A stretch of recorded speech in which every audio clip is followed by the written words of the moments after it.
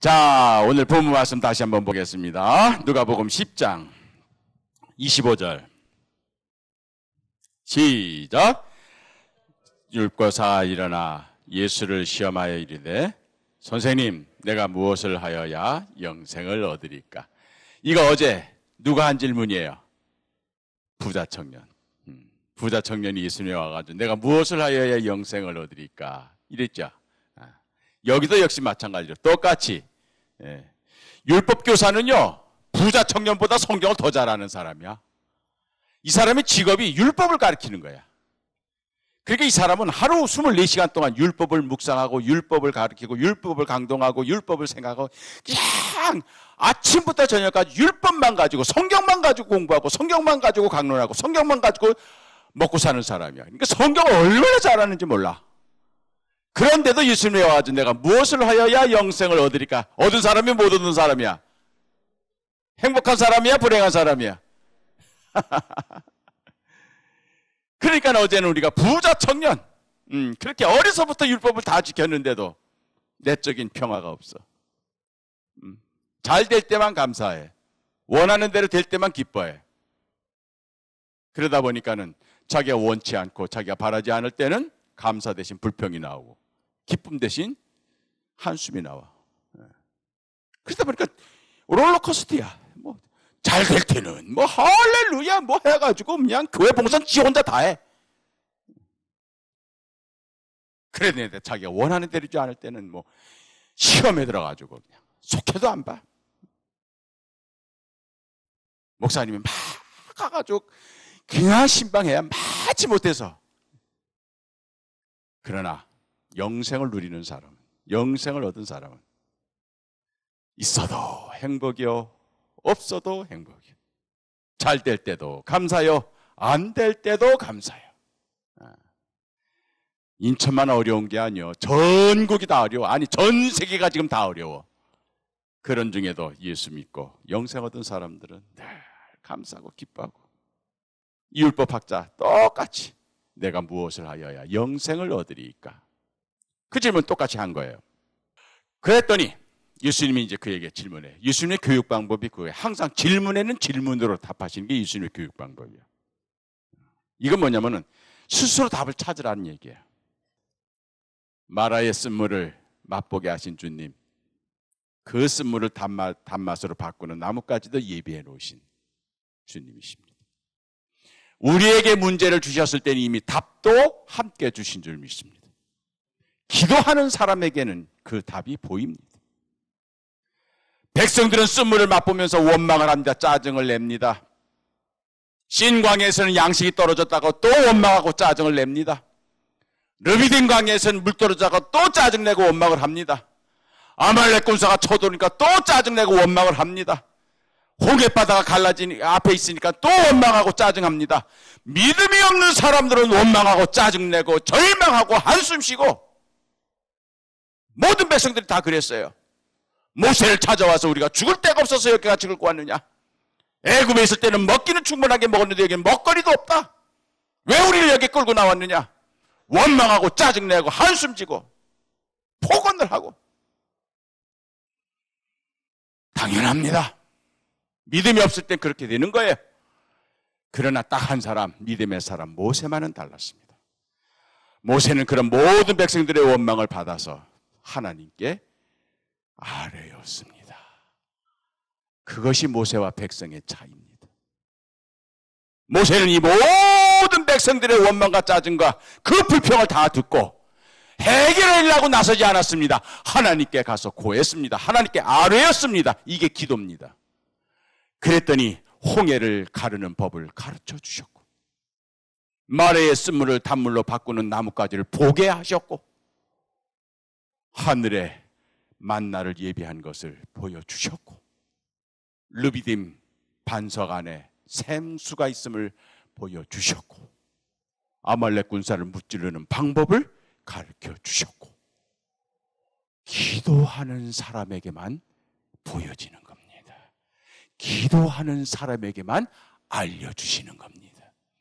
원망하고 짜증내는 사람에겐 그게 안 보입니다. 절벽입니다. 깜깜합니다. 그래서 한숨 쉬고 야단을 치는 겁니다. 우리가 어린아이적 신앙에는 그렇게 될 수밖에 없어요. 자기중심이니까 부모의 주머니 사장 따지지 않습니다. 길 가다가도 무조건 갖고 싶으면 짜증나고 울면서 발버둥 치는 게 어린아이예요. 어린아이 그래야 되는 거예요.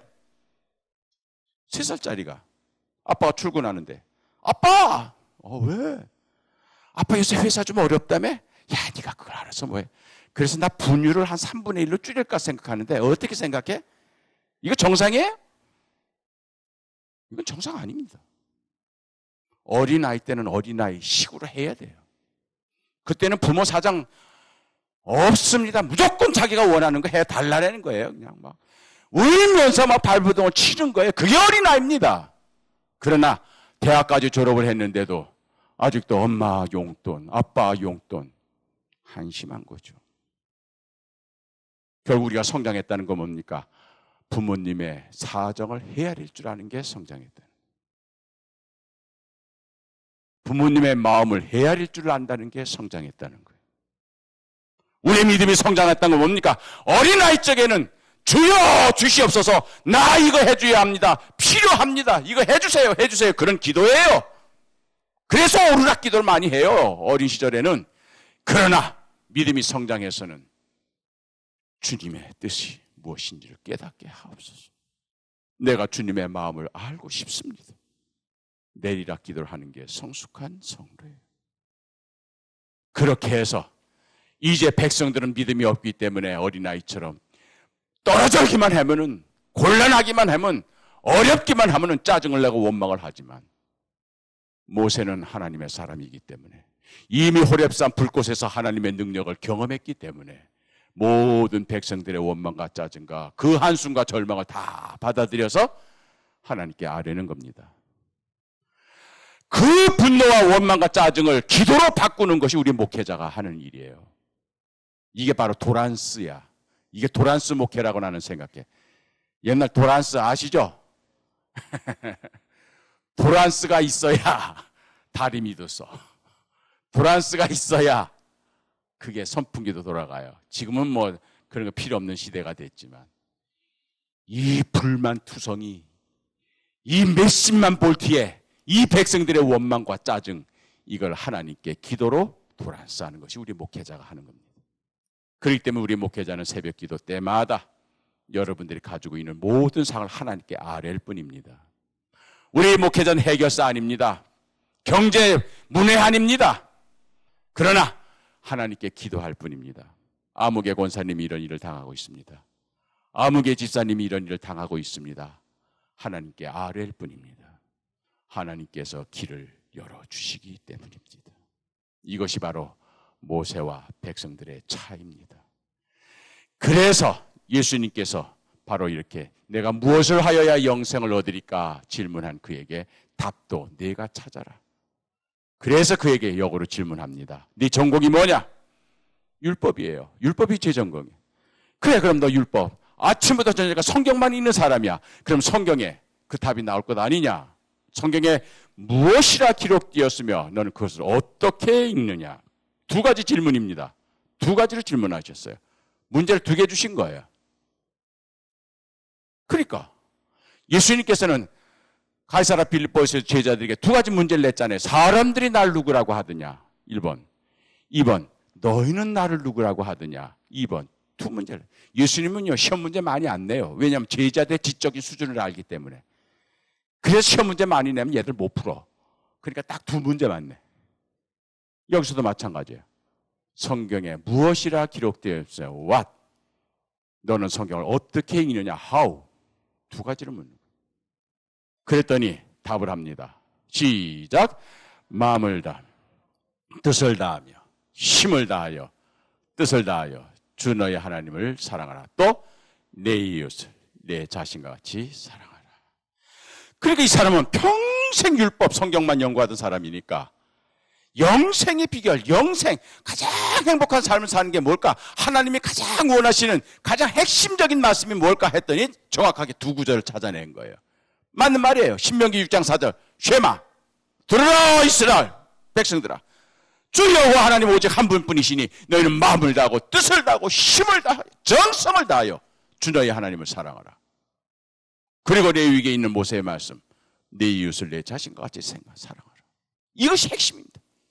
이것이 성경 말씀 중의 말씀이고, 이것이 계명 중의 계명이고, 이것이 하나님이 원하시는 뜻입니다. 답을 했어요. 무엇이라 기록되었으며 하는 그 what, 그 문제에 대해서는 이 답을 낸 겁니다. 퍼펙트 했어요. 그래서 예수님이 야 마 그 틀렸어 하지 않았습니다. 옳다 그랬어요. 옳다. 네 대답은 옳도다. That's right. 옳도다. 그런데 너는 두 번째 문제가 뭐예요? 어떻게 읽느냐? 어떻게 읽느냐? 이 부분에서. 그러니까 이 사람은요, 성경에 대해서 너무 잘 아는 거예요. 아는 건 많아요. 그런데도 지금 영생을 못 얻고 있는 거예요. 내가 무엇을 하여야 영생을 얻으리까? 그냥 예수님 딱 진단한 거예요. 이 사람은 1번 문제는 잘 푸는 사람이야. 뭐라고 기록되었으며, 뭐라고 기록돼서, what? 그 문제는 100점을 맞았는데, 두 번째 문제는 어떻게 읽느냐? how? 그 부분에 있어서는 문제가 있었던 거예요. 왜 문제일까요? 성경은 저는 세 가지를 읽는다고 생각합니다. 성경 읽는 방법이 세 가지예요. 첫째는 눈으로. 이거는 눈 있는 사람, 한글 깨친 사람 다 읽을 수 있어요, 성경. 눈으로 아무리 읽어도 영생과는 관계없습니다. 10독, 20독, 30독 했어도, 아무리 통독을 했어도 눈으로만 읽어가지고는 영생과는 관계가 없어요. 둘째, 마음으로 읽어요. 아마 이거 성경 깊이 읽으신 분은 경험했을 겁니다. 성경 구절이 어는가 내 마음을 움직여요. 내 마음을 뜨겁게 만들어요. 그래서 그 마음에 감동이 와요. 깨달음이 와요. 아, 이 말씀이 그 말씀이네. 아, 이 말씀이 그렇게 읽혀지네. 이게 바로 가슴으로 오는 거예요. 어저께도 말씀드렸습니다만 보고 싶은 마음이 생기는 거예요. 주님이 우리를 두드릴 때 마음으로 두드려요. 성령도 우리에게 오시면 마음으로 움직이세요. 머리부터 움직이는 거 아니에요. 마음으로 움직이세요. 학생들을 바라보는 교사도 마음으로 느끼는 거예요. 환자를 바라보는 의사도 마음으로 먼저 느끼는 거예요. 직장에서도 서로 동료 간에 마음으로 느끼게 되는 거예요. 마음. 아, 이게 그거구나. 깨달아지는 거예요. 그런 다음에 마지막으로 몸으로. 이건 뭐예요? 실천하는 겁니다. 행하는 겁니다. 그러기 때문에 성경을 아무리 많이 읽어도 what? 무엇이라고 기록돼서 그것만 아무리 많이 알고 있어도 영생과는 관계없어요. 어떻게 읽느냐? 여기에 핵심이 있는 거예요. 그래서 어떻게 읽느냐? 이 부분에서 눈으로 읽느냐? 마음으로 읽느냐? 몸으로 읽느냐? 예수님께서 뭐라고 하셨냐면 내 대답이 옳도다. 그런 다음 행하라. 그러면 살리라. Do it and you live. Do it and you live. 행하라. 그러면 살리라. 이 사람 산 사람이 죽은 사람이에요. 죽었는데 어떻게 예수님한테 와서 막 물어? 우리에겐 두 가지 생명이 있어요. 육으로 사는 생명이 있고 영으로 사는 생명이 있어요. 육으로 사는 생명은 무엇을 입을까, 무엇을 마실까, 무엇을 입을까 늘 그것이 궁극적이야. 배고프면 먹어야 되고 졸리면 자야 되고 피곤하면 쉬어야 되고 몸이 요구하는 대로, 육이 요구하는 대로 살아야 합니다. 그래서 육을 보다 편리하게, 보다 쾌락하게 그것을 삶의 목표로 사는 사람들이 있어요. 그게 바로 육으로 사는 생명이야.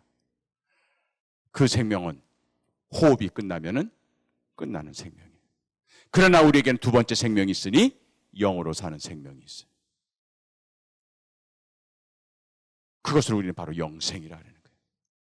예수님을 영접하면은 새 생명이 우리에게 오니 그 생명은 육으로 사는 것이 아니라 이제는 뭘 먹을까, 뭘 마실까, 무엇을 입을까 그거의 궁극적인 목표가 아니라 하나님의 나라와 그의 의를 구하는 것이 궁극적인 목표가 되는 거예요. 목표가 달라져요. 지향점이 달라져요. 삭개오. 그 전까지는 돈 버는 거기에 최선을 다했습니다.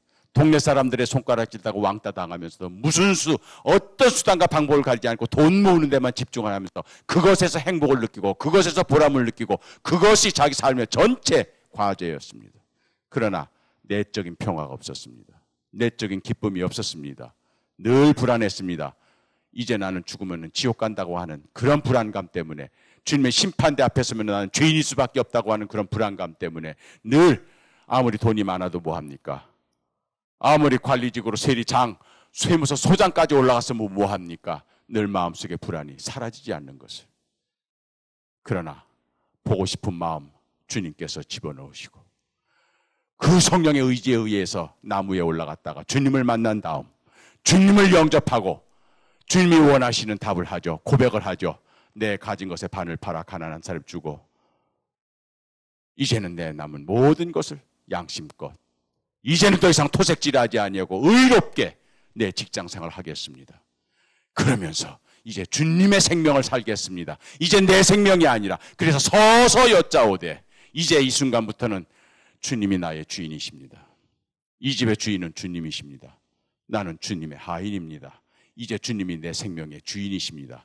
주님의 생각이 내 생각이요, 주님의 마음이 내 마음이요, 주님의 말씀이 내 말씀이요, 주님의 행위가 내 행위가 됩니다. 이제 나는 없습니다. 오직 주님만이 나의 삶의 주인이십니다.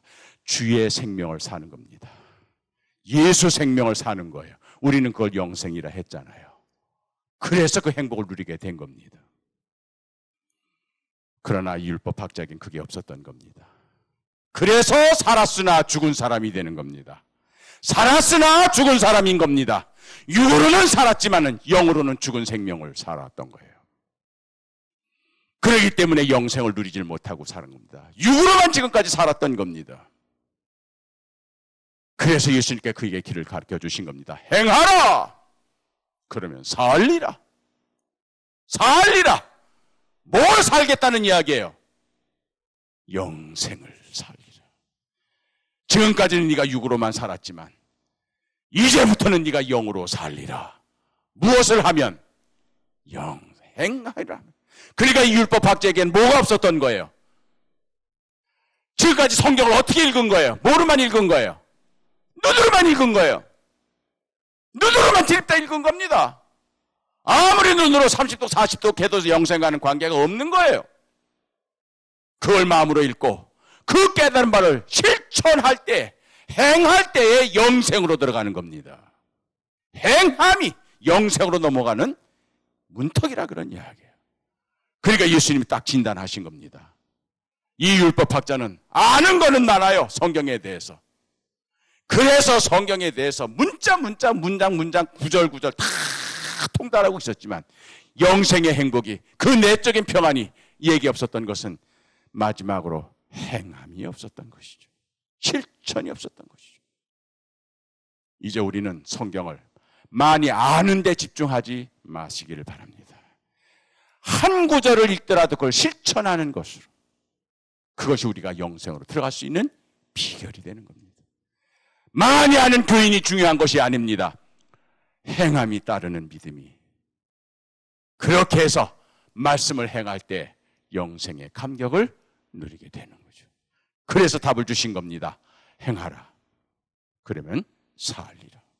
네가 추구하는 그 영생, 이제 너는 행함으로 얻으리라.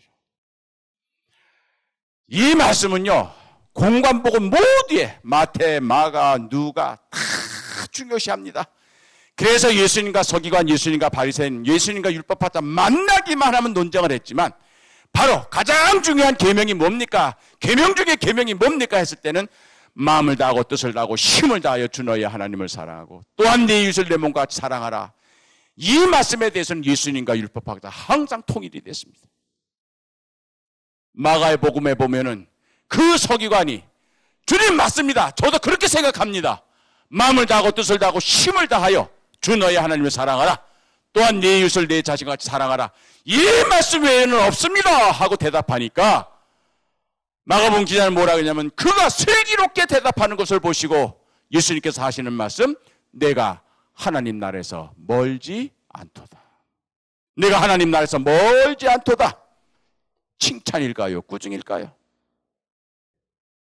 You are not far from the kingdom of God.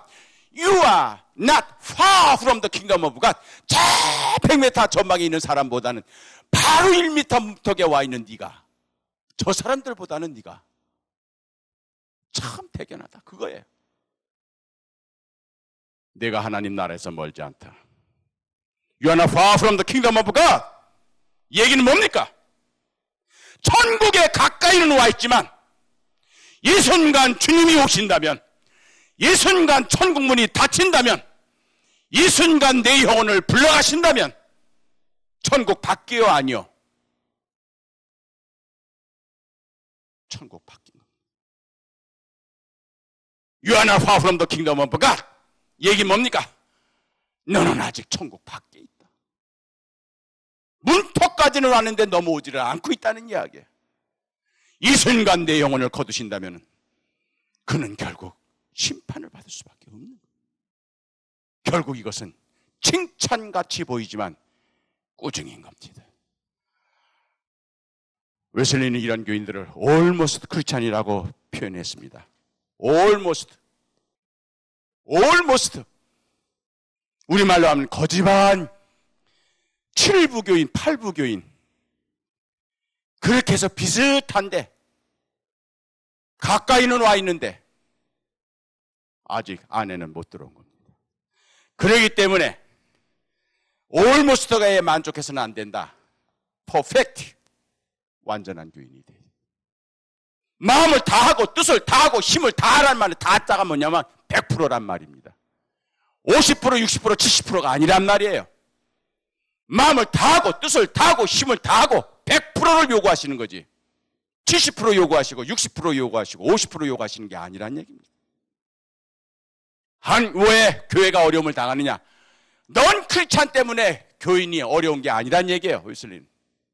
교회 안에 결국 올모스트 크리스찬들의 특징이 뭐냐? 아는 게 많아요. 교회를 오래 다녔기 때문에.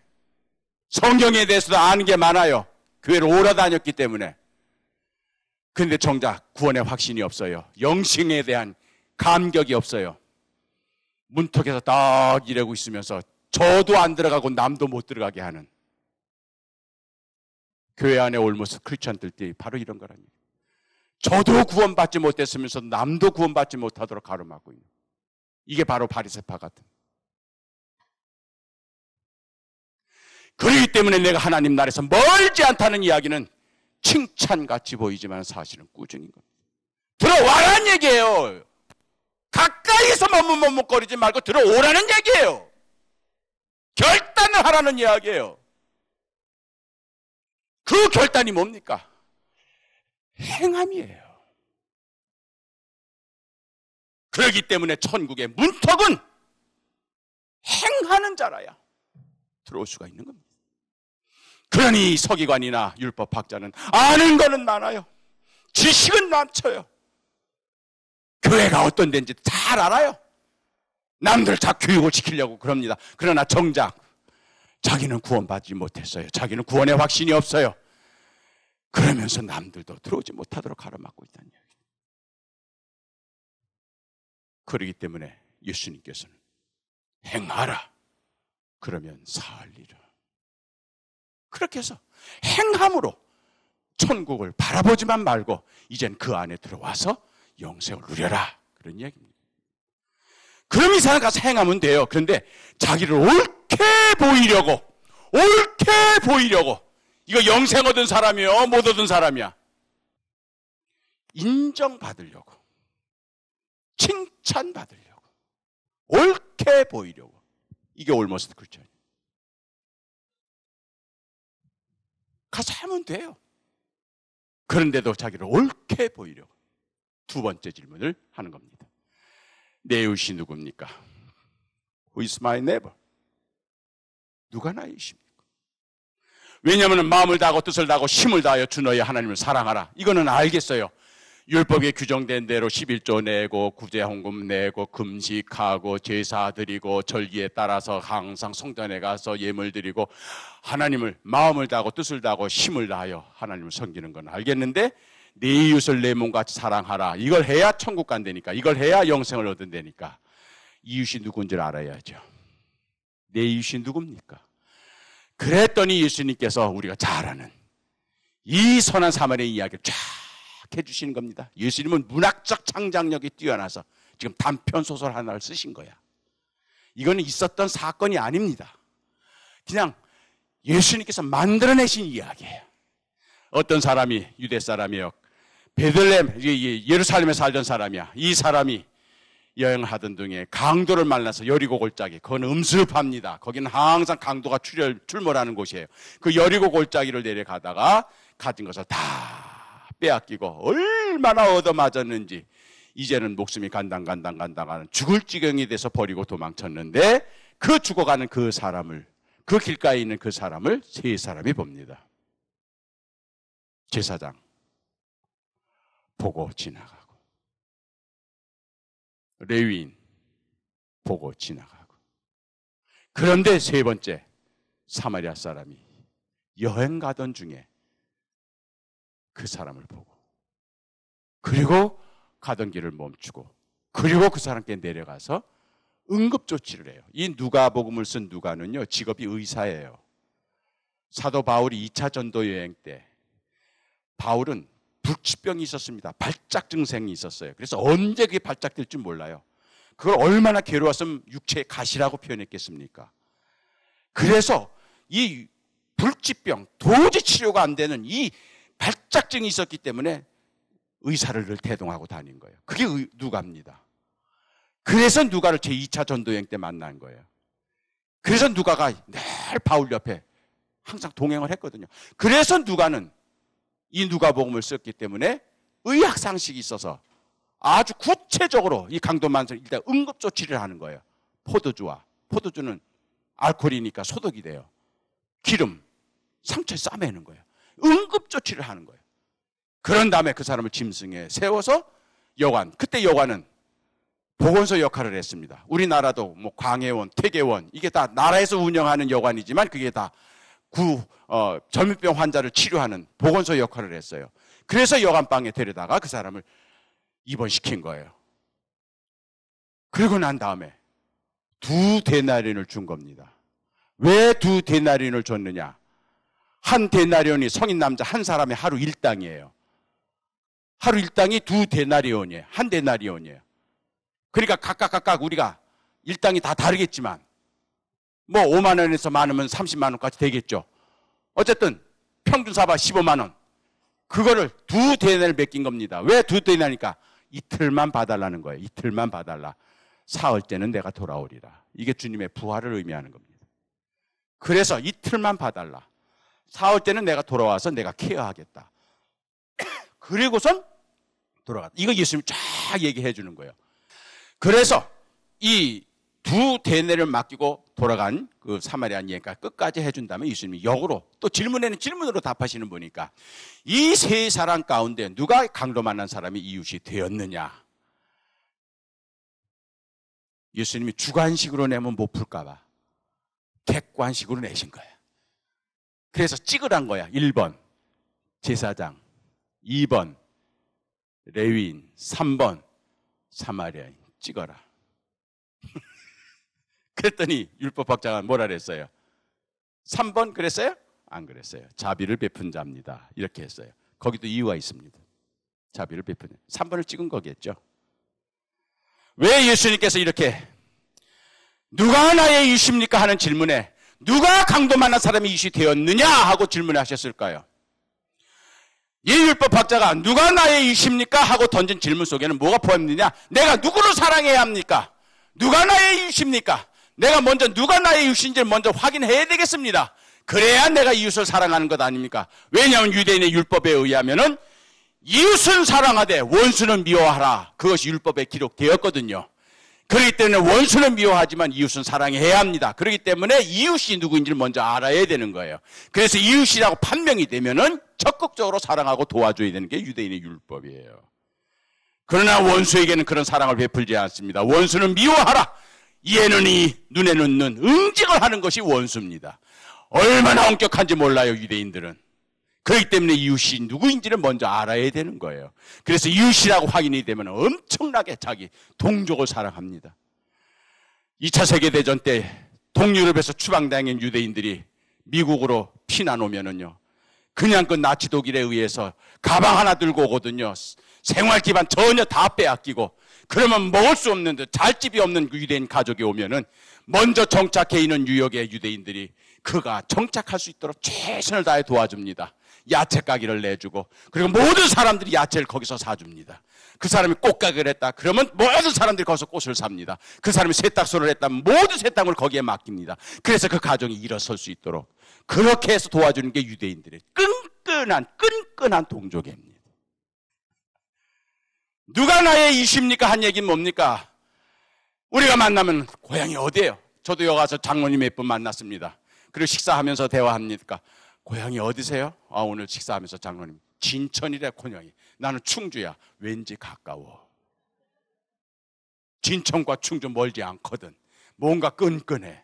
그래가지고 말이 통하는 거예요. 막 장로님하고 대화가 막 되는 거예요. 야, 너 어디가? 나 창원아이가. 창원, 야, 너 어디 나왔나? 마구아이가, 몇 회가? 23회야. 야, 23회. 내 2회 후배래. 니 뭐 하나? 슈퍼마켓 합니다. 각정 말은 내가 팍팍 밀어줄 거만. 이게 한국 사람들이야. 동창이면, 고향이 같으면, 정당이 같으면, 사상이 같으면, 그냥 이것이 바로 이웃이 누구인지 질문하는 이유가 되는 것입니다. 그런데 예수님께서는 왜 내 이웃은 이런 사람들이라 하지 않고 그런 강도 만난 사람의 이웃 그 얘기를 했을까요? 강도 만난 사람은 유대인입니다. 예루살렘에 살던 정통 유대인입니다. 이 사람이 지금 강도 만나서 죽어가고 있는데 같은 동족인 유대인인 제사장 보고 지내갔습니다. 레위인 같은 유대인인데 보고 지내갔습니다.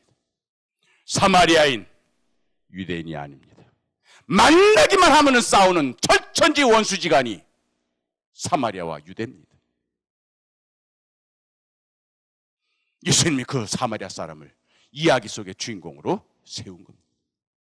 그리고서는 그 사마리아 사람이 앞서 동족이면서도 보고 지내갔던 레위인과 제사장과는 달리 그 사마리아 사람은 가던 길을 멈추고 이 사람에 내려가서 그 사람을 살려내고 최선을 다해서 2데나리온을 주면서 이 사람을 살려내달라고 부탁을 하는 이런 예수님의 이야기를 전개하신 겁니다. 그 이후에 그 사람이 어떻게 됐는지 성경에 나오지는 않지만 말 그대로 이 사람이 이제 여관방에서 깨어났습니다. 자기는 몽둥이에 얻어맞아 정신을 잃어가면서 이렇게 해서 죽는구나 하고 생각하면서 혼미 결국 정신을 잃었는데 여관방에서 깨어난 겁니다. 죽는 줄 알았는지 살아난 겁니다. 여관방 주인에게 물었겠죠. 내가 어떻게 해서 살아났습니까? 그 여관방 주인이 아는 대로 얘기했겠죠. 어떤 사마리아 사람이 길 가다가 당신을 발견해서 당신을 응급조치해가지고 당신을 여기까지 데려와서 자기 계획이 있음에도 불구하고 자기 시간과 자기 물질을 다 소비하면서 당신을 여기다 데려다가 2데나리온을 이틀만 봐달라고 나한테 품삯까지 주고 그리고 갔다. 약속대로 그 사람이 3일 만에 돌아왔다고 칩시다. 이제 이 깨어난 유대인이 문 열고 들어오는 사마리아 사람을 보고 1번 너 왜 더러운 사마리아 놈아 내 몸 만졌냐? 이 더러운 이 추악한 놈아 감히 이 거룩한 유대인의 몸에 손을 대 이 괘씸한 놈 이랬을까요? 1번 2번 내 생명의 은이 당신 때문에 내가 살았어. 당신이 내 생명의 은이여 끌어안았을까? 2번 몇 번? 세상 사람들은 믿지 않는 사람들은 이웃이니까 사랑하는 거예요. 통하는 게 있으니까 고향이 같으니까 같은 교파니까 같은 신학교 출신이니까 그러니까 도와주고 사랑하는 거예요. 그래서 세상 못 바꾼다. 이거 주님의 말씀인 겁니다. 그래서 세상 못 바꾼다. 그 사마리아 사람과 강도 만난 사람은 원수지간이었던 사람, 대화가 통하지 않았던 사람. 그럼에도 불구하고 그 사마리아 사람이 그 강도 만난 사람을 사랑했기 때문에 이웃이 된 거다.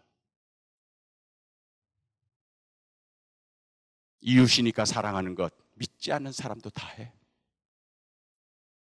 너에게 선대하는 자를 선대하면 그것이 믿지 않는 이방인과 뭐가 다르겠느냐?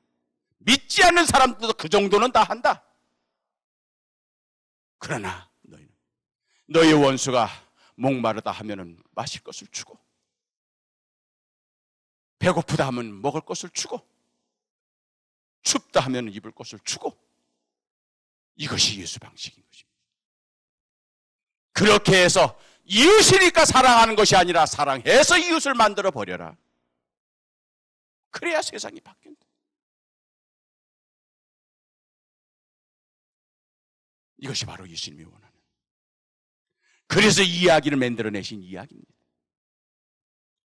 이것이 바로 예수님이 우리에게 원하시는 그 사랑이에요. 모든 믿지 않는 사람들은 이웃이니까, 통하니까, 같으니까, 공통점이 있으니까 사랑하지만 나는 너희와 다르다. 서로 아무 관계 없다 할지라도 사랑을 해서 이웃을 만들어라. 왜 예수님께서 누가 이 강도 만난 사람이 이웃이 되었느냐 했을 때 객관식으로 냈으니까 3번 사마리아 사람이요 이러면 돼. 근데 이 사람은 사마리아 사람이요 하지 않았어요. 자비를 베푼 사람입니다. 사랑을 실천한 사람입니다. 이렇게 애둘러 가지고 얘기를 했어요. 왜 그랬을까요? 정통 유대교인인 이 율법학자는 사마리아 사람이 유대 사람을 구출했다는 것을 인정하기 싫은 거예요. 이게 자존심 상하는 겁니다. 방금 전에 9장에 어떤 일이 벌어지느냐, 10장에 우리가 읽었는데 9장 방금 전에 예수님이 갈릴리 사역을 마치시고 예루살렘으로 오시는 도중에 사마리아 마을을 통과하게 돼서 지리적으로 사마리아가 중간에 있기 때문에 사마리아 사람은 유대 사람과 만나기만 하면 싸우는 거예요. 만나기만 하면 투쟁해요. 그래서 사마리아는요, 솔로몬 왕 이후에 나라 두 조각 났을 때 북쪽 이스라엘의 수도가 사마리아, 남쪽 유다의 수도가 예루살렘. 그래서 예루살렘과 사마리아는 서울과 평양처럼 도저히 대화가 안 되는, 만나기만 하면 싸우는, 도저히 신뢰할 수 없는 그런 관계가 사마리아와 유대예요. 그런데 예수님이 갈릴리 사역을 마치시고 예루살렘에 십자가를 지시러 올랐는데 사마리아 마을을 통과하게 된 거예요. 걱정이 되는 거예요, 제자들은. 이 사마리아 마을을 어떻게 통과하나? 그래서 정통 유대교인들은 사마리아 마을을 통과하지 않습니다. 요단강으로 빙 둘러가지고, 둘러가지고 사마리아 땅을 안 밟으려고 그래요. 아니면 밤중에 몰래 사마리아 마을을 통과하거나. 근데 예수님은 어떻게 했는지 아세요? 사자를 앞서 보냈습니다. 헤랄드, 전령을 앞서 보내가지고 사마리아 마을에 광고를 합니다. 예수님과 그의 일당은 아니지. 예수님과 그의 제자들이 지금 여기를 통과한다 해가지고 이걸 소문을 쫙 낸 겁니다. 야, 이 제자들 불안합니다. 예수님이 뭔가 믿는 구석이 있지, 뭔가 사전에 뭔가 준비하신 게 있을 거야. 두려운 마음으로 다가가는데 웬걸 사마리아 마을 입구에 딱 들었으니까 환영, 예수님과 그의 제자 12명 절대 열렬히 환영합니다. 이런 프레카트 기대도 안 했어요. 아니나 달라 오물질이 날라오고 뭐 욕설을 퍼붓고 그냥 예수님에 대해서 회방을 놓는 거예요. 통과하지 못하도록 그 마을을. 얼마나 받은 수모가 컸는지. 야고보와 요한이, 베드로가 그랬다면 이해해. 베드로는 다혈질이니까. 야고보와 요한은 예수님의 12제자 중에서 제일 내성적인 사람이야. 예수님의 제자 중에 마마보이가 야고보와 요한이에요. 오른쪽 자리 왼쪽 자리 직접 예수님께 말해서 자기 엄마 쑤셔가지고 엄마 치맛바람에, 그래서 엄마 보내가지고 오른쪽 자리 왼쪽 자리 엄마 좀 부탁해줘. 요게 바로 야고보와 요한이야. 얼마나 내성적인 인물인지 몰라. 이 야고보와 요한이 너무 받은 수모가 커가지고 화가 나가지고 예수님의 유황불을 내려서 쓸어버릴까 이랬잖아. 기근이 들어서, 장마가 들어서, 흉년이 들었다 해가지고 옥수수 보내줘, 밀가루 보내줘, 국수공장 세워줘, 비료 보내줘. 그래가지고 드립다 했는데 기껏 하는 것이 미사일이나 쏘고 핵무기나 뭐 핵실험이나 하고 그냥 이래 이번이 그냥 핵잠수만 맞다니까 완전히 미사일로 그냥 해가지고 해버릴까요? 그래서 완전 쓸어버리고 싶은 생각이야. 그래야 통쾌할 것 같아. 근데 우리 주님은 저들을 꾸짖으셔서. 누굴 꾸짖은 거예요? 사마리아를 꾸짖은 거예요? 제자들을 꾸짖은 거예요? 제자들을 꾸짖었어요. 증오와 미움은 예수님의 마음이 아니거든요. 분노와 응징은 주님의 마음이 아니거든요. 그래서 그렇게 흥분하고 유황불로 쓸어버릴까요? 하는 그 제자를 꾸짖으시고 애둘러가지고 예루살렘에 오신 겁니다. 그러니 방금 전에 여리고에서 이 사마리아에서 당한 그 불쾌한 경험이 제자들의 머릿속에 꽉 차 있는 겁니다. 이건 제자들만 알아요. 사마리아 사람들. 진짜 상종 못할 종족들이에요. 진짜 대화가 안 돼. 저 사마리아는. 도저히 믿을 수가 없어. 그래서 사마리아에서 당한 그 불쾌한 경험 때문에 불불 끓고 있는 게 제자들이에요. 아직도 바로 방금 전에 9장에서 그런 일을 당했거든. 그런 제자들아, 예수님께서 얘기를 하시는 거예요. 어떤 유대 사람이 강도를 만나서 죽어가고 있다. 제자들이 그걸 들어요. 율법학자만 듣는 게 아닙니다. 제자들도 들어요. 그런데 거기에 제사장이 나타났다. 아, 제사장은 구해주겠지. 근데 패스 바이, 지나갔다. 제사장이 바빴나 보네. 레위인, 레위인은 구해주겠지. 패스 바이. 레위인도? 왜 그럴까? 근데 제3의 인물, 어떤 사마리아인이 예수님이 이러니까 1번 제자들이, 이야, 그래, 사마리아 사람이면 구해줄 거야, 이랬을까요? 2번, 안 봤으면 좋겠는데 저 사마리아인이 왜 나타나? 몇 번 있을까요? 항상 답은 2번에 있어요. 문제 낼 때요 1번으로 답하는 경우가 거의 없어요. 뒤에 거의 답이 나옵니다. 이 제자들 어떤 사마리아인이 했을 때 저놈이 왜 나타나? 그냥 못 보고 지나갔으면 좋겠는데. 근데 예수님은 이야기를 어떻게 할까요? 그 사마리아인이 그 환자를, 죽어가는 사람을 봅니다. 그리고 가던 길을 멈추고 내려가서 그 강도 만난 사람 다가갑니다. 다가가면 다가갈수록 1번, 살아날 수 있다. 희망에 부풀른다. 이거 어떻게 되면 어떡하지? 어떻게 되면 불안과 절망에 빠진다. 몇 번? 2번이요. 그래서 가던데 그냥 지나치면 좋았는데 본 거예요. 그런데 예수님께서 이 얘기를 어떻게 진행합니까? 그 불쌍히 여기는 마음. 그래서 그 가던 길을 멈추고 응급조치를 한 다음에 그 사람을 자기 짐승에 태워서 여관방에까지 데려다주고 2대를 맡기면서 그 사람을 완벽하게 구해주는 그 모습을 보는 겁니다. 이 얘기를 들었을 때 제자들을, 방금 전에 9장에서 지금 사마리아 말을 당한 게 있어. 사마리아는 도저히 믿을 수 없는 놈들이야. 도저히 대화가 안 돼. 그 사마리아에 대한 그 불쾌한 경험이 아직도 머릿속에 꽉 차 있는데 예수님이 이런 이야기를 진행해 나가는 거예요. 그랬을 때 제자들이 1번 속으로 그럴 수도 있지. 2번 impossible, 절대 안 돼. 몇 번? 제자들의 마음속에는 전혀 사마리아 사람이 그럴 일을 할 리가 없어. 사마리아 놈들 가운데 그런 일을 할 놈이 없어. 임파시블이에요. 그래서 사마리아 사람이 하지 못하는 겁니다. 그럴 일도 없고 유대 사람이 간혹 사마리아 사람을 구해주는 건 가능해. 그런데 사마리아 사람이 유대인을 구해준다? 이거는 자존심까지 상. 왜 예수님께서 이야기를 그렇게 끌으셨을까요? 예수님이 바로 그런 수모에 받은 주인공이었습니다. 사마리아 사람들이 제자들한테 오물 던진 거 아니에요. 예수님에게 던진 겁니다. 예수님이 그런 배척의 주인공이었습니다. 예수님 때문에 그런 수모를 당한 거예요. 예수님이 바로 그런 수모를 당한 겁니다. 방금 전에. 그럼에도 불구하고 예수님은 이 강도 만난 유대인을 구해주는 것을 사마리아 사람으로 이야기를 끌고 나가시는 거예요. 그게 뭡니까? 예수님도 현실을 알아요. 사마리아와 유대가 철천지 원수지가 아닌 것을 예수님도 알아요. 방금 당했어요. 예수님도. 사마리아 여자한테 물 한 바가지 달라 했다가 얼마나 통박을 받았습니까? 당신은 유대 남자, 나는 사마리아 여자. 왜 당신이 나한테 물 달라? 물 한 바가지 받았는데 그렇게 그냥 막. 이게 바로 사마리아와 유대 사이예요. 대화가 안 돼.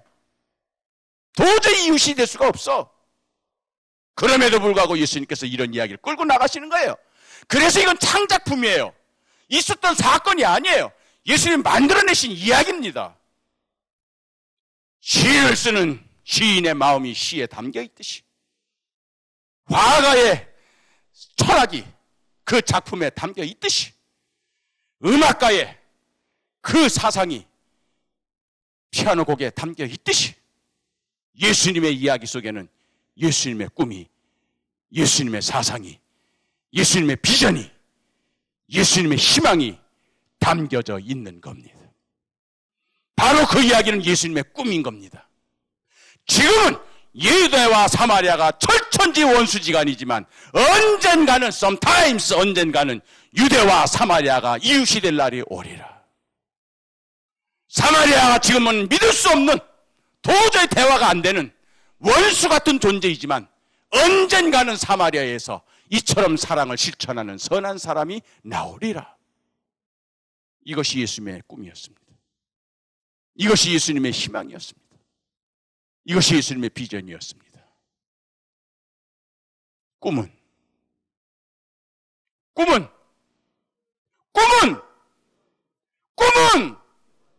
더군다나 예수님의 꿈은, 그래서 누가복음 17장에 보면 10명의 한센병 환자가, 10명의 나병 환자들이 사마리아와 갈릴리 지역에 살던 그 한센병 환자들이 예수님을 향하여 외치죠. 우리를 불쌍히 여기소서. 너희들이 원하는 게 뭔가? 낫기를 원합니다.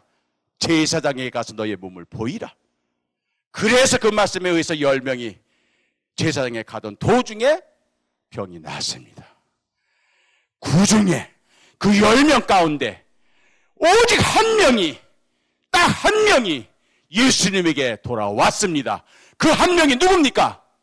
사마리아 사람입니다. 그 한 명이 사마리아 사람. 그 돌아온 한 명의 사마리아 사람을 보고 예수님이 얼마나 흥분했는지 제자들을 향하여 봐라! 똑같이 10명이 치료받았는데, 똑같이 10명이 기적을 경험하였는데 왜 한 사람만 돌아왔느냐? 다른 9명 어디 갔느냐? 너희들이 그렇게 자랑스러워하던 유대인들, 갈릴리 사람 다 어디 갔느냐? 그리고 너희들이 그렇게 저주하고 얕보고 무시하고 깔보고 멸망받아 죽을 종족이라고 그렇게 무시했던 이 사마리아 사람이 돌아오지 않았느냐? 제자들이 가지고 있는 사마리아에 대한 편견과 선입견을 깨뜨려버리는 거예요. 사마리아는 구원받지 못할 종족, 사마리아는 멸망받아 죽정한 종족, 이러한 제자들의 마음속에 있는 사마리아에 대한 응징, 사마리아에 대한 분노, 사마리아에 대한 증오, 이것을 주님께서 무너뜨리시기 원하시죠. 그러면서 그 한 사람, 돌아온 그 한 사람에게만 예수님이 그에게 축복해 주셨으니 내 믿음이 돌아온 게 믿음입니다. 내 믿음이 너를 구원하였느니라.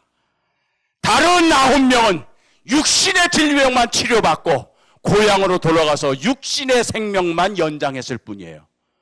그래서 그 사람들은 자기의 고향 옛 생활로 돌아갔지만 돌아온 이 사마리아 사람은 예수님께 왔기 때문에, 그리고 예수님께서 네 믿음이 너를 구원하였노라 그 한마디 말씀을 듣는 순간 이 사람은 그 순간부터 예수 생명을 살게 된 겁니다.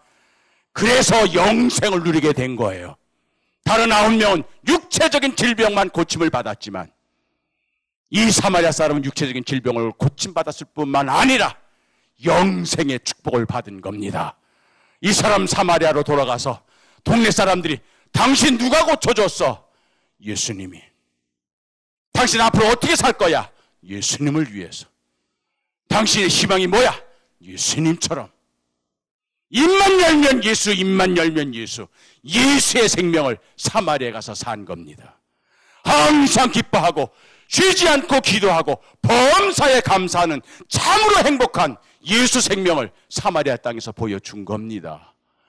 그래서 나중에 오순절 성령 강림 이후에 빌립 사도가 사마리아에 처음으로 복음 전하러 갔을 때 이미 예수 믿는 사람들이 그 땅에 있었더라. 꿈이 이루어진 겁니다. 주님의 꿈이 이루어진 겁니다. 그래서 사마리아에서 선한 사마리아인이 나오게 된 겁니다.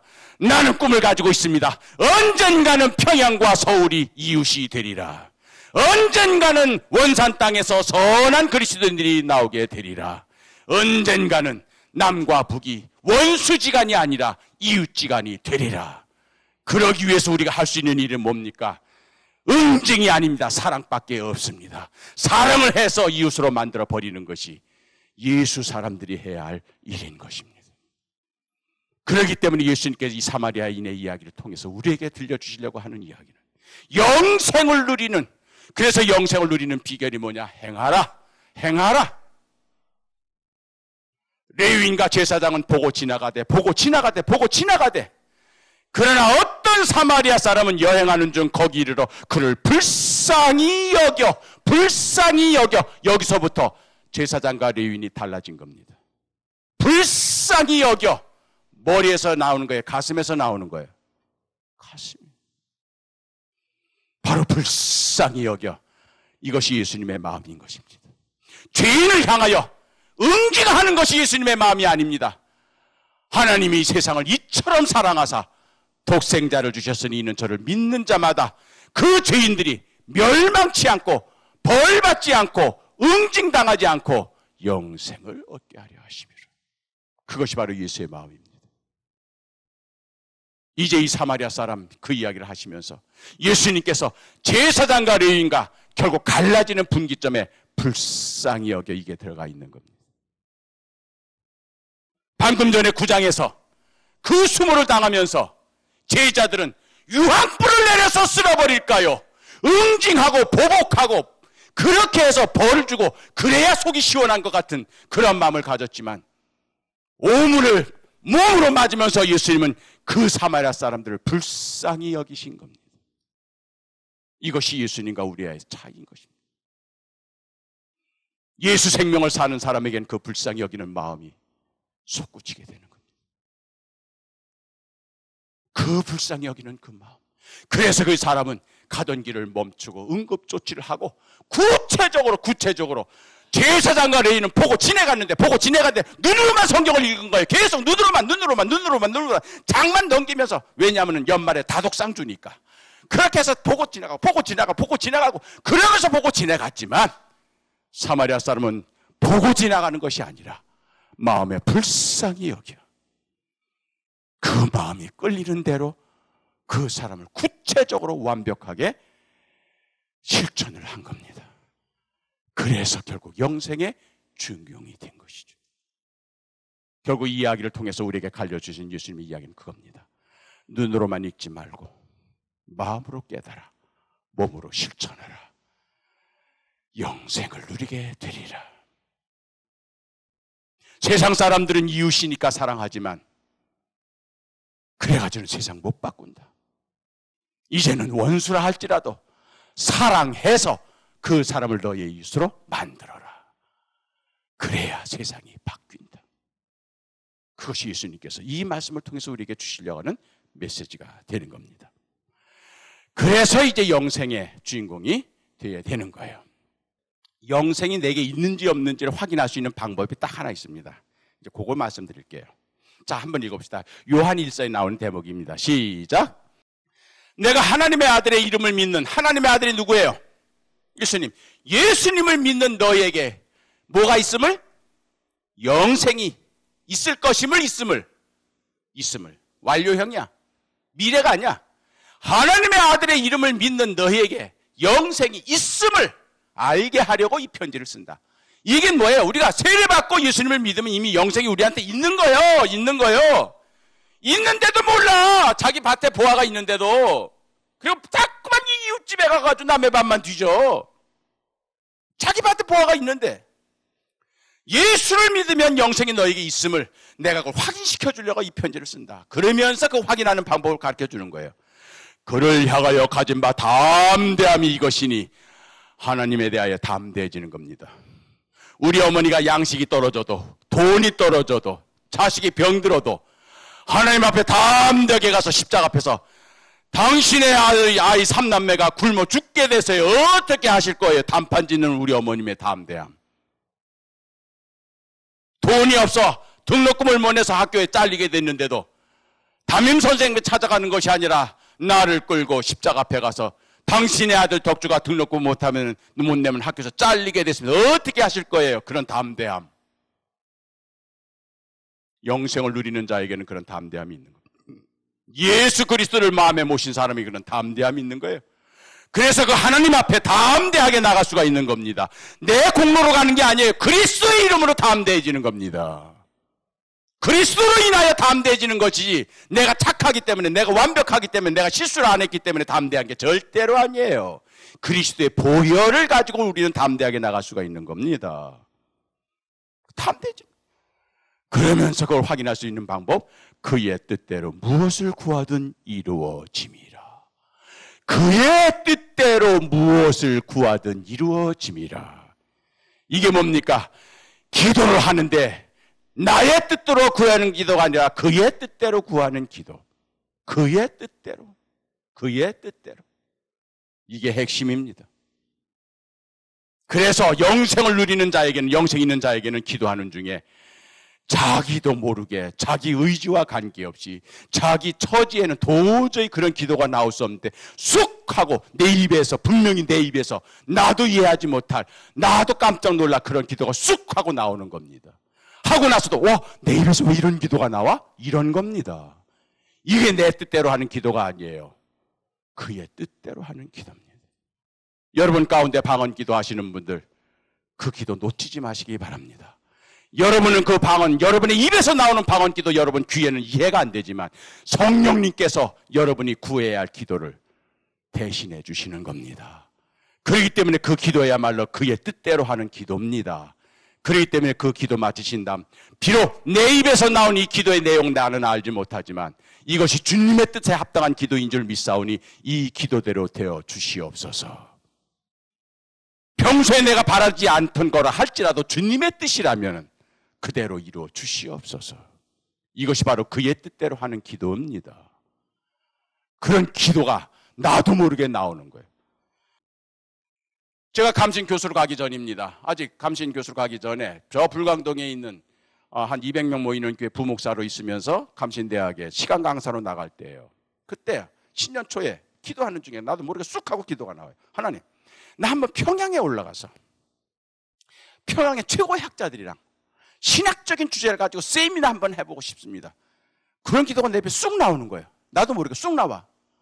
아니, 평양 한복판에서 신학적인 주제를 가지고 북쪽의 학자들이랑 세미나, 1번 가능하다, 2번 불가능하다.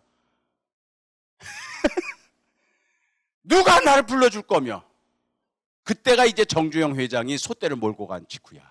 그래서 기업가들도 올라가고, 그 다음에는 뭐 연예인들, 이미자도 가고, 뭐 조용필도 가고, 그 다음에 뭐 축구팀도 가고, 그 다음에는 막, 그래서 뭐 군인들도 가고, 그냥 뭐 그렇게 시작이 돼. 그래 마지막에 종교인들도 가요. 그래서 큰 대형교회 목사님들이 막 평양에 가서 막 갔다 왔다 막 그런 게 막 나오는 겁니다. 근데 이제 들리는 이야기는 목사들이 가려면은 최소한 5천만 원은 헌금을 해야 되고, 또 어떤 경우는 1억까지 갖다 줘야 그 다음에 그 사람들이 비자를 내준다. 뭐 그런 게 막 들리던 때입니다. 그런 때 내 입에서 그런 기도가 나온 거야. 나 한번 평양에 올라가서 북쪽의 최고의 학자들이랑 신학적인 주제를 가지고 한번 세미나 해보고 싶습니다. 내가 하고 나서도 웃었다니까. 시간 강사 주제에 부목사로 그거가 어떻게 가겠어요? 그러나 내 뜻대로 하는 기도는 하고 나서도 들어주실까 안 들어주실까, 언제쯤 들어줄까 노심초사하고, 안 들어주시면 어떡하지 근심하고 걱정하는데요, 그의 뜻대로 하는 기도는요 하고 나서도 마음이 편안해. 돼도 그분의 영광이요, 안 돼도 그분의 손해야. 그러니까 그의 뜻대로 하는 기도는 하고 나서도 마음이 편안해. 했지요 뭐. 그리고 잊어버렸어요. 그리고 난 다음에 1년 후에 동국대학 역사 교수가 전화를 했어요. 이덕주 박사님. 예, 이덕주입니다. 이번에 보훈처에서 지원을 받아가지고 한중 학술 세미나를 하는데 주제가 손정도 목사님.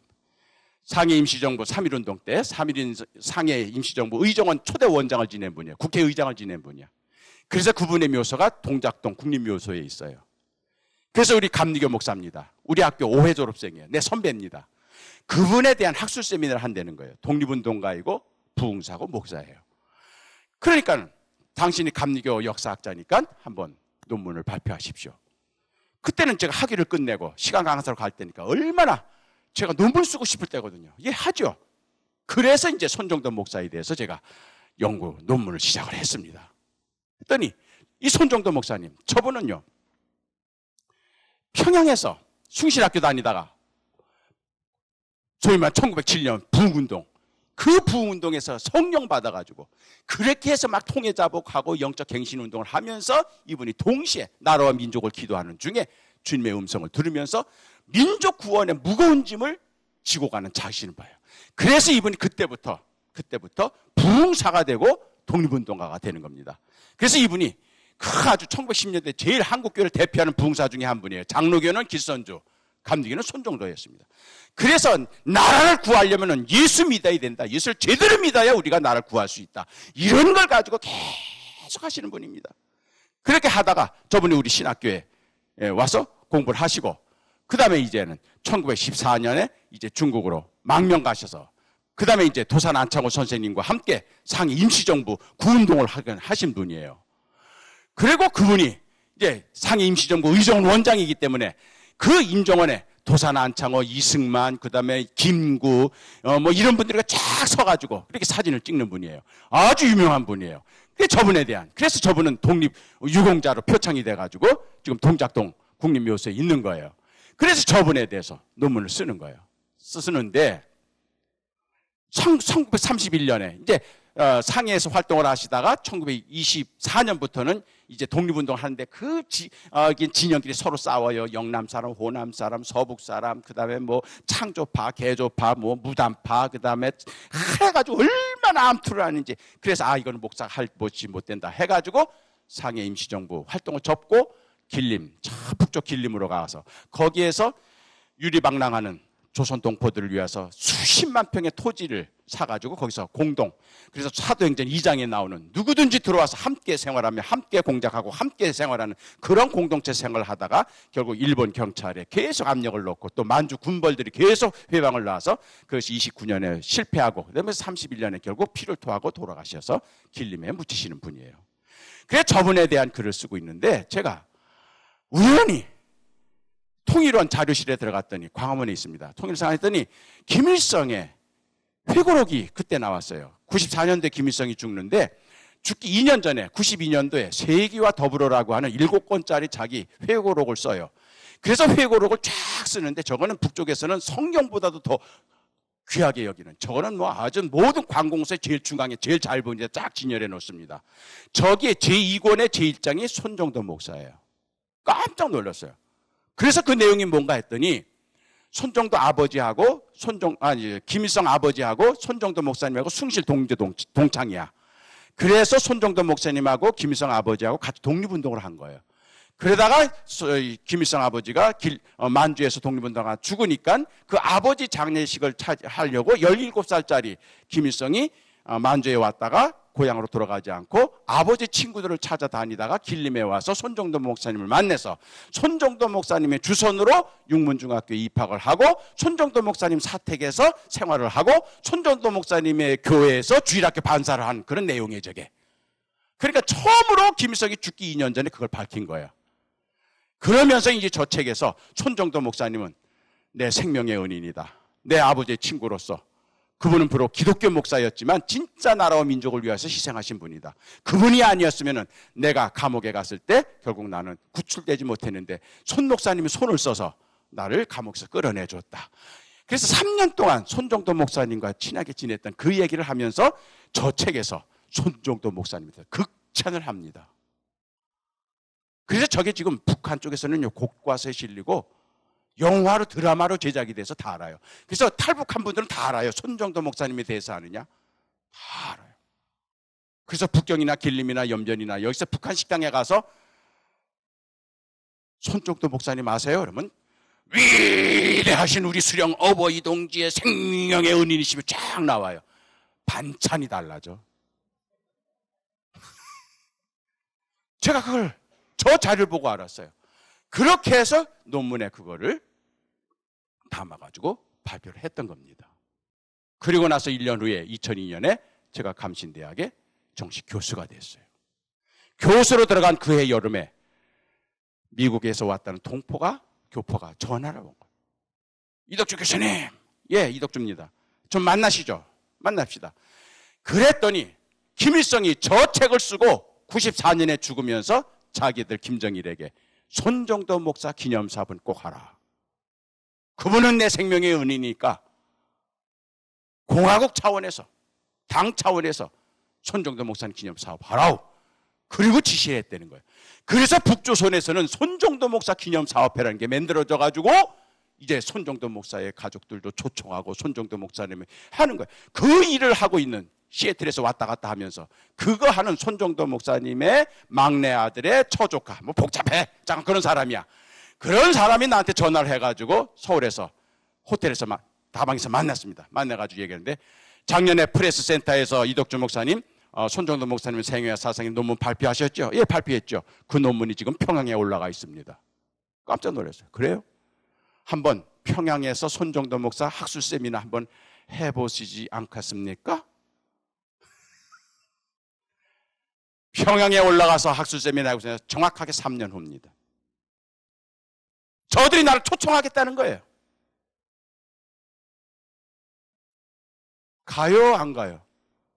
가야죠. 근데 혼자 가려니까 좀 두려워. 그래서 김득종 총장님, 우리 학교 교수들 5명 데리고, 그리고 기독교 역사학자도 5명 데리고, 그래서 11명이 평양에 올라간 겁니다. 그래서 여러분 저 평양에서 뭐 군사 시위하면 됩니까? 인민학습당이라는 데요. 저기가 평양에 감리교 선교부가 있었던 자리예요. 감리교 교회가 있던 자리입니다.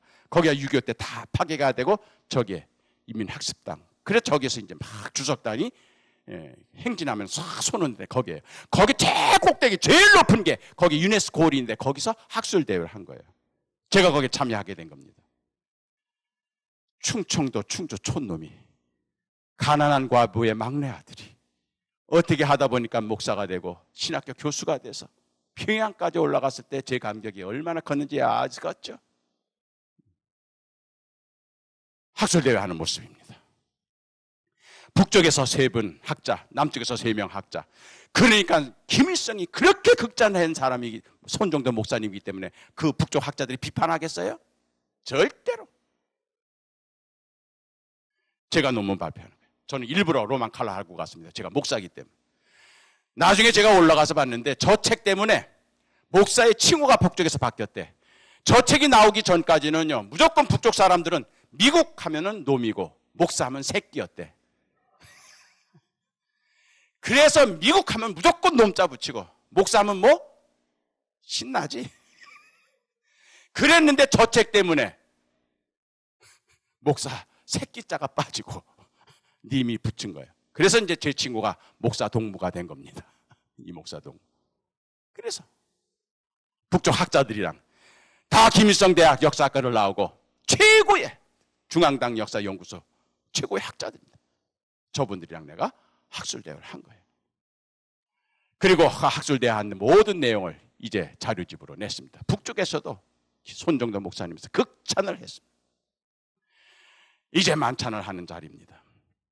제가 평양에 올라가면서 결국 3년 전에 시간 강사 주제에 200명도 안 되는 그런 교회 부목사 주제에 나 한번 평양에 가서 신학적인 주제를 가지고 세미나 한번 해보고 싶습니다 하는 기도가 내 입에 쑥 나왔을 때 나도 의심했습니다.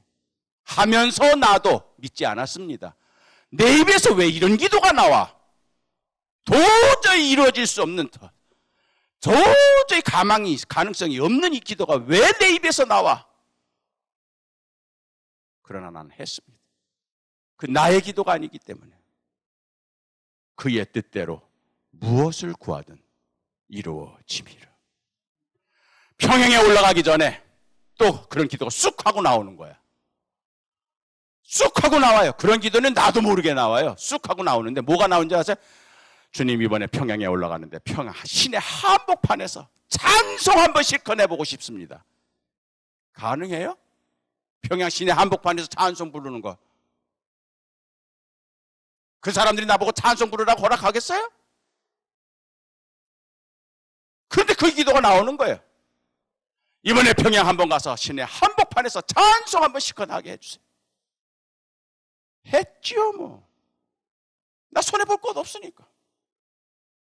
했어요. 그리고 올라갔습니다. 그래 올라가고 난 다음에 이제 학술대회 끝나고 평양의 최고급 호텔에서 거기에서 북쪽 사람들이 남쪽 학자들을 환영하는 만찬. 최고급 요리로. 칠색송어 잡숴들 봤어? 와, 그냥 그래서 그거 먹고 그런 다음에 이제 사람들이 북쪽 학자, 남쪽 학자, 관계자들을 만나서 역시 조선민족은 달라. 그러다 보니까 이제 북쪽 사람들은 술을 많이 마십니다. 그러니까 남쪽에 간다 신학자들이고 목사들이니까 술을 마실 수가 없으니까 이제 뭐 사이다나 뭐 이런 걸로 했겠죠. 물론 몰래 먹은 목사 한 명은 내가 알아. 어쨌든 그렇게 해서 막 분위기가 막 좋아지는 거야. 그랬더니 이제 내 카운터 파트가 됐던 북쪽 그 국장이 딱 마이크를 잡더라고요. 그러더니 이제 분위기가 쫙 무르익었을 때, 그쪽 사람들이 이제 술이 어느 정도 들어갔을 때지.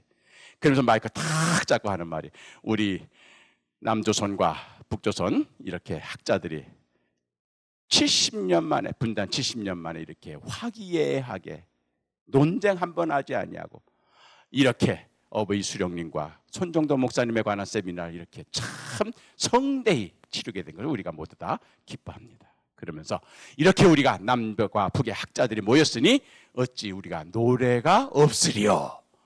그래서 노래자랑대회가 남북 대결이 시작이 된 거야. 그래가지고 이제 막 그냥 자기가 먼저 하겠대. 그러더니 마이크를 잡고 쫙 하는데요. 보고 싶습니다 장군님 뭐 이런 거야.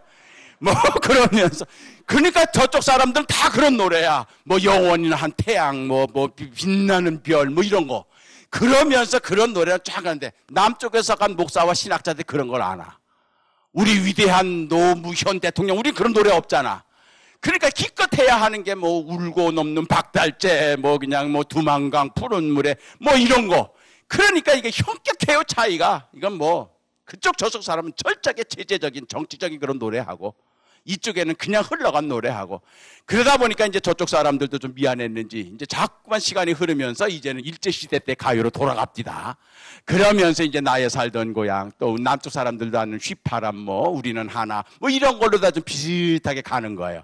그래가지고 주거니 받거니 주거니 받거니 주거니 받거니 하면서 노래가 쫙 진행이 되는데, 국장이 이제 제일 마지막으로 이번 학술대회가 이루어지기까지 사전 모임에부터 참여해서 모든 것을 디자인하고 모든 것을 계획하고 모든 것을 추진하는데, 이 감리교 신학대학의 이덕주 목사 동무의 공헌이 큽니다. 마지막으로 이덕주 목사 동무 노래 한 자락 하시라오요. 마이크가 나한테 온 거야. 내 차례가 된 거야. 내가 올라가면서 기도한 거 있죠? 제가 손정도 목사님에 대해서 자료를 조사하다 보니까 이분이 1911년부터 하얼빈에서, 저 북망 하얼빈에서 목회를 하셨는데, 그때 목회하시다가 그때 가츠라 암살 음모 사건이라고 일본 총리를 했던 가츠라가 하얼빈을 거쳐서 모스크바로 가는 도중에 거기 있는 독립운동가들이 가츠라 수상을 암살하려고 했다는 사건을 일본이 조작해냅니다. 그렇게 해서 그 사건에 조작이 된, 관련이 된 모든 이 만주 지역의 독립운동가들을 다 체포해가지고 국내로 압송해서 엄청 모진 고문한데 그 수계를 손정도 목사님을 지목한 거예요. 그래서 손정도 목사님이 남산에, 서울 남산에 있는 경무청 감옥에 갇혀서 엄청난 고문을 당합니다. 6개월 동안. 아주 잔인할 정도로 사흘 동안 굶기지 않고 관과 같은 상자 속에 해가지고 꼭 사흘 동안 잠 못 자게 하고, 비행기 고문, 고추물 고문, 제일 견디기 어려운 것이 손톱 밑에 대침 꽂기. 거기에 바늘과 같이 대를 얇게 대침을 해가지고 그 손톱 밑에 그걸 끼운대요. 그리고 그걸 튕긴대. 그러면 그 고통이 저 발끝까지 쫙 얼마나 얻어맞는지. 그래서 그 고문을 당하면서 차라리 죽는 게 좋겠다, 차라리 죽여달라. 그런데 죽음 직전에 고문을 멈추는 거야. 그래서 혼절했다 깨어나면 또 고문하고, 이 고문을 당하는, 그렇게 고문을 당하는 도중에 어느 날은 진짜 극악한 고문을 당하는 거야. 몸을 엉덩이 얻어맞어 정신이 혼몽해지면서, 아, 이래서 사람은 죽는 거구나, 이렇게 해서 사람은 죽는 거구나. 이제 마지막 죽음이, 차라리 고문보다 죽음이 더 그리운, 그래서 아, 이제는 나는 죽는구나 하고 나서, 아버지요, 내 영혼을 아버지 손에 맡기나이다. 바로 주님이 십자가에 사신 그 기도를 마지막으로 하면서 나는 이제 죽었구나 하고 아버지여 내 영혼을 아버지 손에 맡기나이다 하면서 이제는 나는 죽으리라 했는데 바로 그 기도가 끝나는 순간 갑자기 방 안에서 감옥 안에서 깜깜했던 가문에 환한 광채가 비치면서 십자가에 달리신 예수님이 환상으로 나타나면서 피 흘리시는 그 모습으로 소자야 두려워하지 말라 내가 너와 함께 하노라. 그 음성을 들은 거예요. 소자야 두려워하지 말라 내가 너와 함께 하노라. 그 음성을 들은 다음에 이 손정도 목사님이 이 감방 안에 나만 있는 게 아니구나. 주님이 나와 함께 계시는구나. 얼마나 감격하고 얼마나 기쁜지. 그렇게 해서 그 순간 자기도 모르게 찬송이 터져 나온 겁니다. 그러더니 고문을 가던 일본 경관이 죽어가던 사람이 갑자기 노래를 하니까 정신 이상이 된 줄 알고 고문을 멈췄다는 거예요. 내가 그걸 읽고 올라갔거든. 현종도 목사님이 고문을 당하면서 마지막 혼절에서 죽기 직전에 주님의 음성을 듣고 환상을 보고 거기서 주님이 나와 함께 계시는 그 감격 속에서 부른 그 찬송. 내가 마이크가 나한테 와서 내가 이제 부를 노래를 소개하는 거야. 이 얘기를 쫙 한 겁니다. 지금 여러분들의 한 얘기. 우리가 이렇게 남북의 학자들이 화기애애하게 이렇게 학술대회 한 적이 없는데 손정도 목사님과 김일성의 우정 때문에 우리가 이루어졌는데 그 손정도 목사님이 경성 감옥에 갇혔을 때 그때 고문을 당할 때 그때 예수님 만나고 환상 똑같이 얘기했어요. 예수의 보혈에 그리스도의 환상 똑같이 얘기했어요. 그때 부른 노래 찬송이라면 모르니까 그때 부른 노래를 하겠습니다.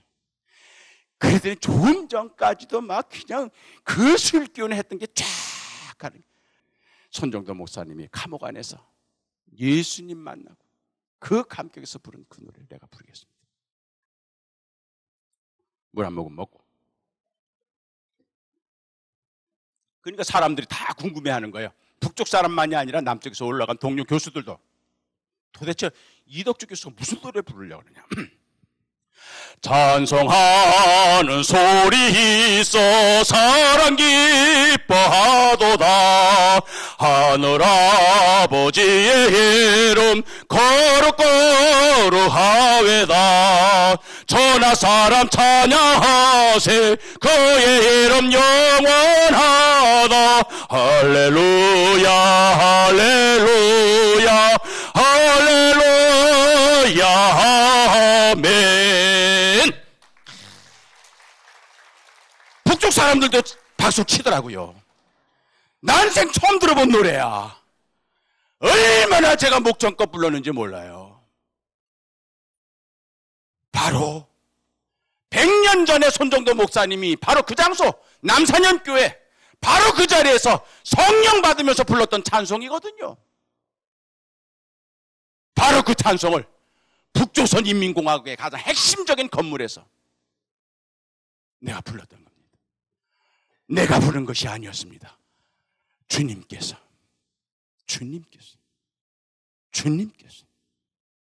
100년 전 손정도 목사님을 불러내신 주님께서 100년 후에 그의 학교 후배인 이덕주 목사를 끌어내서 그 찬송을 다시 부르게 하신 겁니다. 그의 뜻대로 무엇을 구하든 이루어짐이라. 여러분 입에서 그러한 기도가 나올 때 의심하지 마시고 아멘 하시기를 바랍니다. 내 입에서 내외 이런 기도가 나와 의아해 할지라도 주님이 주신 기도로 생각하고 하시기를 바랍니다. 그의 뜻대로 무엇을 구하든 이루어짐이라. 영생을 얻은 사람들에게 나타나는 확실한 증거입니다. 영생. 내가 무엇을 하여야 영생을 얻으리까? 눈으로만 읽어서는 안 됩니다. 이젠 마음으로 깨달아야 합니다. 그리고 그것을 이제는 실천해야 합니다. 많은 사람들이 이웃이니까 사랑하고 자기가 친하니까 자기와 같으니까 자기와 공통점이 있으니까 베풀고 서로 사랑합니다. 그러나 우리 주님은 통하지 않는 사람이라 할지라도, 배척하는 사람이라 할지라도 오히려 그렇기 때문에 더 사랑하라고 말씀을 하시는 겁니다. 그래서 원수까지도 사랑하여 너의 이웃으로 만들어버리라고 말씀을 하시는 겁니다. 지난 사흘간 내 교회를 세우리라, 너의 교회가 아니라 내 교회를 세우리라, 내가 교회를 세울 테니 너희들 참여하여라, 주님께서 말씀을 하셨습니다. 주님의 교회는 주님이 세우시는 겁니다. 힘으로도 아니요 능으로도 아니요 오직 주의 영으로 되나니라. 주의 성전은 말씀과 기도 외에는 거룩해질 것이 없습니다. 이제는 말씀의 성전이 됩니다. 기도의 성전이 되어야 합니다. 거기서 오직 주의 영만이, 말씀의 권위만이 세워져는, 그리하여 주님이 세우시는 교회, 주님이 어떻게 세우는지를 우리가 목격합시다. 주님께서 마음을 움직여 주실 겁니다. 주님께서 동참할 사람들의 마음을 움직여 주실 겁니다. 만져 주실 겁니다. 그래서 뜻을 세워 주실 겁니다. 그래서 힘을 다하도록 밀어 주실 겁니다. 여러분 걱정하지 마시기 바랍니다. 주님이 세우십니다. 주님이 세우시는 새 역사에 초청을 받은 여러분들을 감사하시기를 바랍니다.